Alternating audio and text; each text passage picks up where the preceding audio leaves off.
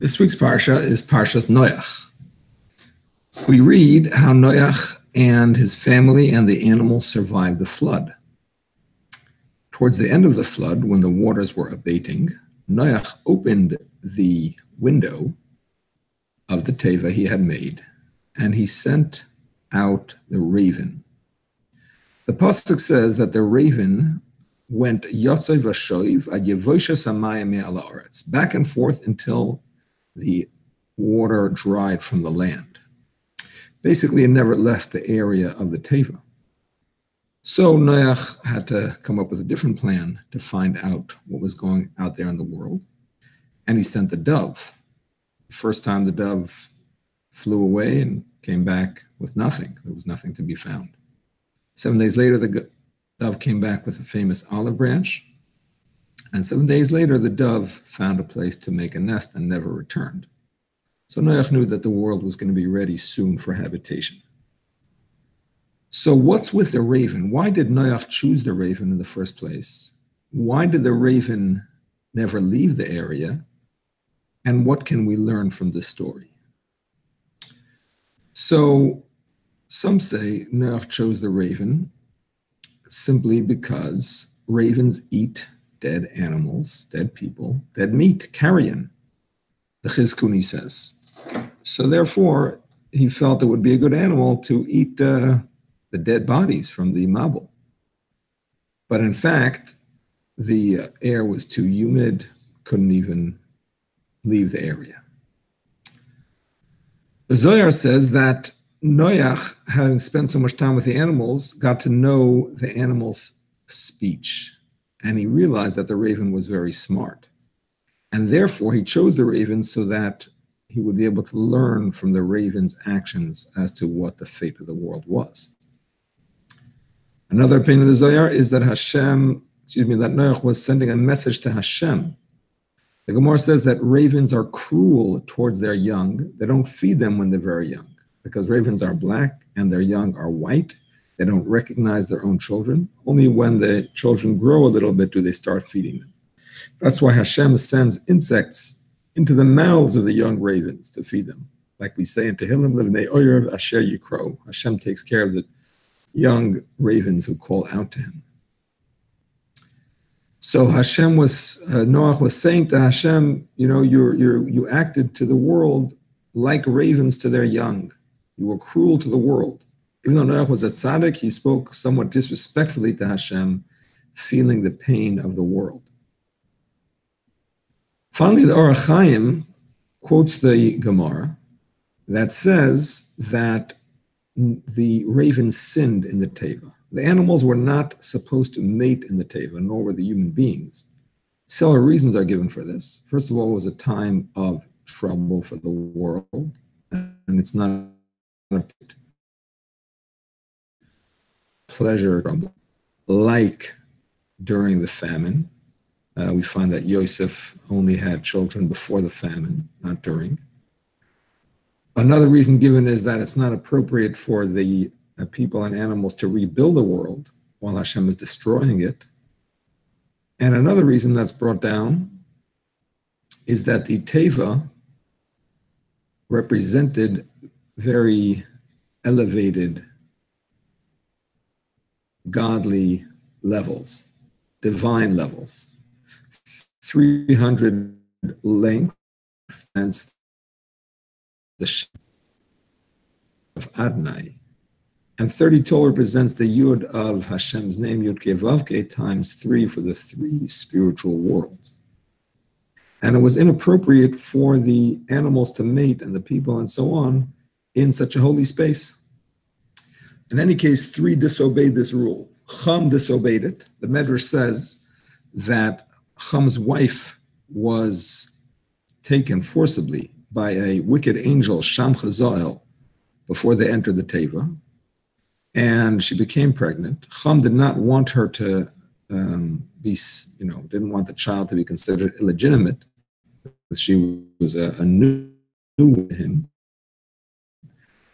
Other think that the baby was illegitimate, so he went ahead and had relations with her in the teva, so that to cover for her. he was punished according to the Gemara with his skin. The dog made it in the teva and was punished in such a way that when they, male and female, are together, they cannot untangle themselves quickly. They stay stuck together for some time. And the raven also, and the raven's punishment was that it does something with its beak.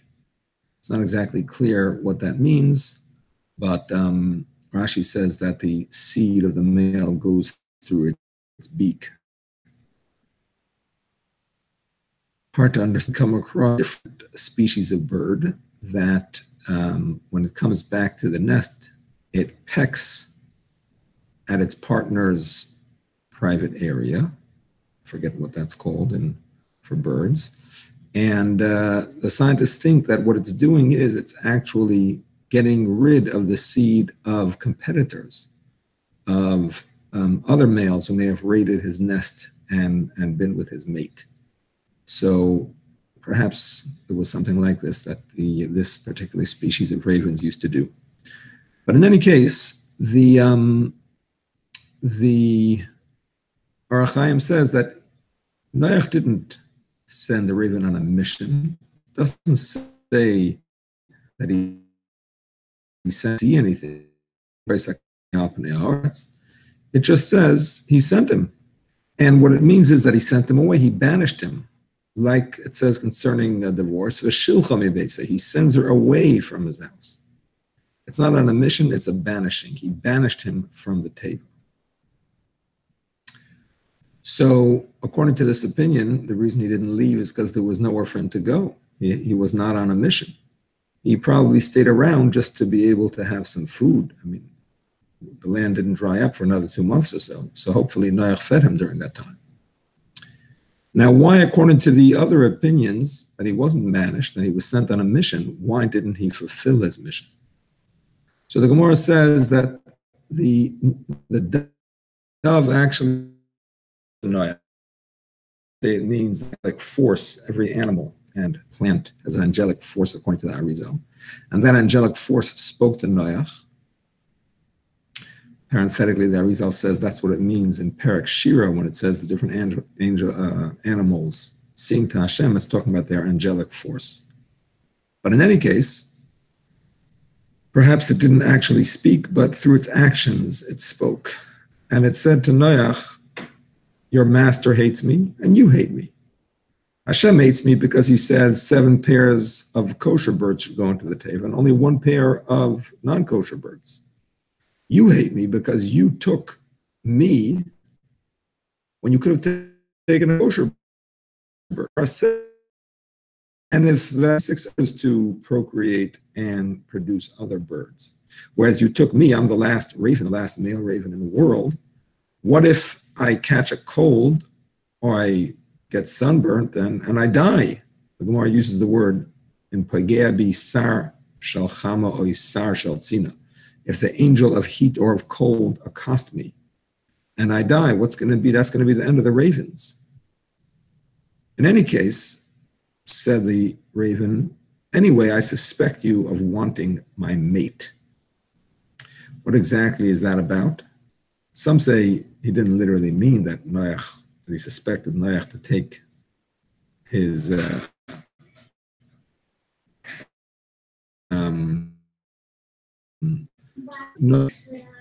his mate for a different bird. So the point is that even though it's a very unusual thing, some say that it actually means that Noach was concerned, the raven was concerned, that Noach would actually take his mate for himself. And the reason he suspected this, even though it's so unusual, is that the raven himself was promiscuous, as we mentioned earlier. So therefore, he suspected Noach of promiscuity, following the principle of kol ha'poisel b'mumei poisel. Anybody who places blame on others, blemishing about themselves. So, what's the reason that Noach did send the raven, even though it was the last raven? So some point to the Ramban, who says that Hashem had promised that the animals would survive, when he says that he's making a bris, he made a covenant. So therefore Noach wasn't concerned about this last raven. To send a kosher bird, that bird might die because the species would continue. But specifically a non-kosher bird was what he chose because he believed Hashem would not allow the species to discontinue. Others say, on the contrary, he actually didn't care if the raven would become extinct because the raven had said, cruel animal, it's a full animal. So forget about it. If it doesn't live, it doesn't live. Now, in fact, the Medrash says that although the simple reading of the pasuk is that the raven flew about until the water dried, meaning to say it never went back into the teva, nevertheless, the Medrash interprets the pasuk otherwise. That after this conversation that Noach had with the raven, Hashem said, take the raven back because the world is going to need it. Noach said, when? Hashem said, I give voices to my eretz where the war going to end.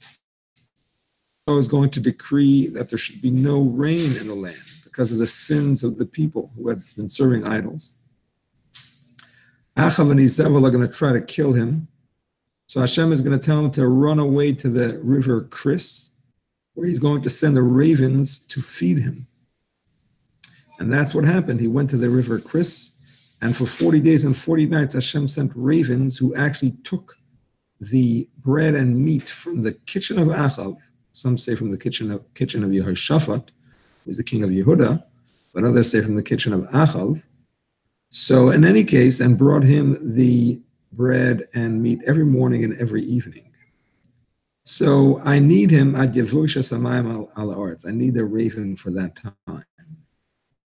Why Hashem even? So even the raven that is a cruel bird has good qualities. As you see, it's bringing you food. So you should see the good qualities in the Jewish people too, and not extend your decree, but rather decree that there should be rain. Rabbi Yitzchak Reitbort, in his Sefer Kehilos Yitzchak on the Parsha, expounds on this last point. And he says that there are two types of tzaddikim in this world. Some are full of righteous indignation. When they see a sinner, they wish that sinner would die and be destroyed. And others are much more measured, slowly try to bring him to tshuva. And this, he says, is the proper way. He brings a story that Rabbi Yisrael Salanter was very angry once at a certain wicked person in his town who had done something bad, to such an extent that he became ill over this, and the family feared for his health. So they called for another tzaddik who was a friend of his to come visit him.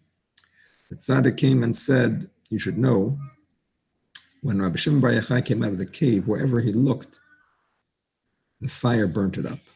Hashem said, go back into the cave.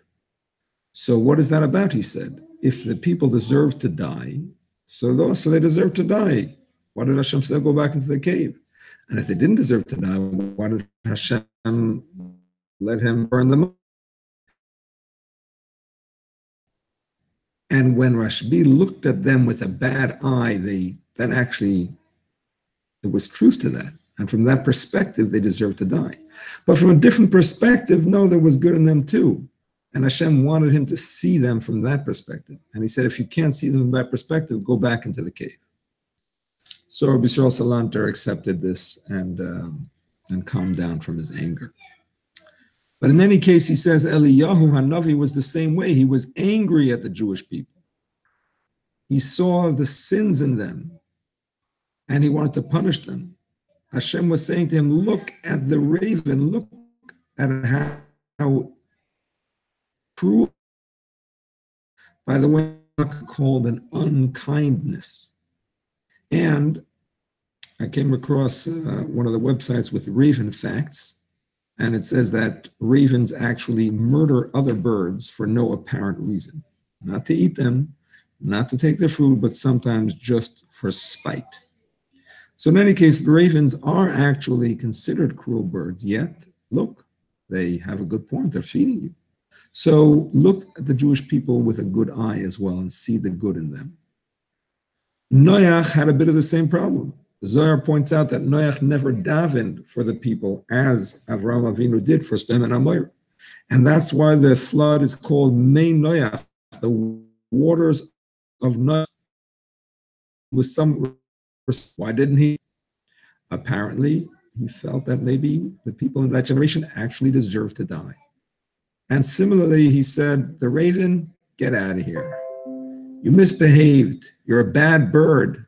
So what if you die? Hashem says to him, no, no, no. In many, many centuries to come, many thousands of years to come, this raven is going to have descendants who are going to feed Eliyahu. And by the way, some say that he didn't have to save this raven in order for Eliyahu to be fed, because as we mentioned, the raven had mated with his mate in the Teva. So there was already going to be offspring anyway from that. Nevertheless, raven, the great-grandfather of ravens that save Eliyahu. You must see the good in that, and as a result of that, save the raven.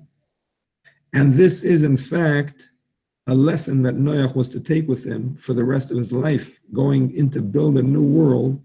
He should see the good even in an animal like the raven, even in people that are less than perfect, people that are sinful. Look for the good, bring it out slowly, slowly until you bring the people to tshuva. Have a wonderful Shabbos.